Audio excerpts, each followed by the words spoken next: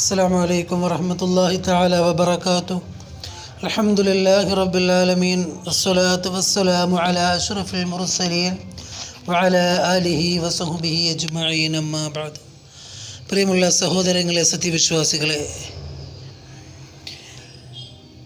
ഇന്ത്യയുടെ 79ാമത് സ്വാതന്ത്ര്യം കൊണ്ടാടുന്ന ഈ സുന്ദരമായ ഈ വേളയിൽ ഒരല്പസമയം എൻ്റെ പ്രിയമുള്ള സഹോദരങ്ങളെ, ഈ രാജ്യത്തെ സംബന്ധിച്ച് ഞാനും നിങ്ങളും ചിന്തിക്കണം.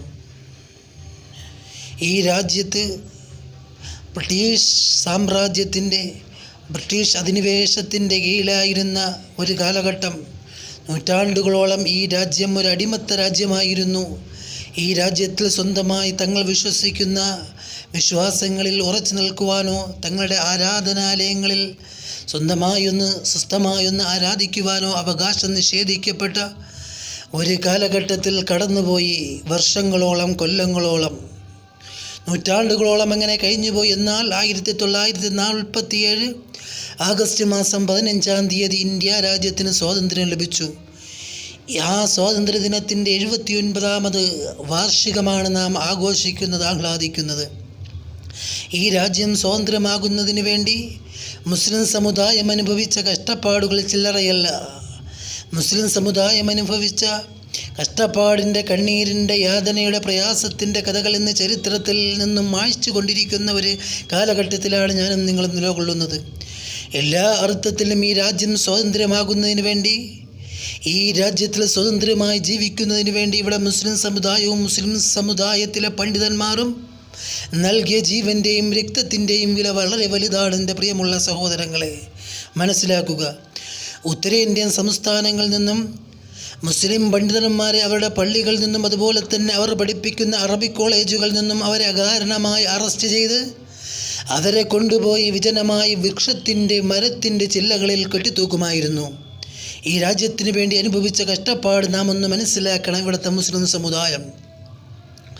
എന്നിട്ട് ആ മുസ്ലിം സമുദായത്തെ വെടിവെച്ച് അവരെ ഇഞ്ചിഞ്ചായി കൊല്ലുന്നു. എന്തിനു വേണ്ടിയാണ് മരത്തിൽ കെട്ടിത്തൂക്കി കൊല്ലുന്നതെന്നറിയുമോ? ഈ രാജ്യത്തോട് കുറു പ്രഖ്യാപിച്ചതിൻ്റെ പേരിൽ, ഈ രാജ്യത്തിന് വേണ്ടി, സ്വാതന്ത്ര്യത്തിന് വേണ്ടി സമരം നടത്തിയതിൻ്റെ പേരിൽ അവർ ഈ രാജ്യത്തിൽ കിടന്ന്, അവർ ഈ മണ്ണിൽ കിടന്ന്, പിറന്ന മണ്ണിൽ കിടന്ന് അവർ അന്ത്യശ്വാസം വലിക്കാതിരിക്കുന്നതിന് വേണ്ടിയാകുന്ന വൃക്ഷത്തിൻ്റെ ശിഖരങ്ങളിൽ അവളെ കെട്ടിത്തൂക്കി അവരെ തുരിതുര വെടിവെച്ച് കൊല്ലുമായിരുന്നത്.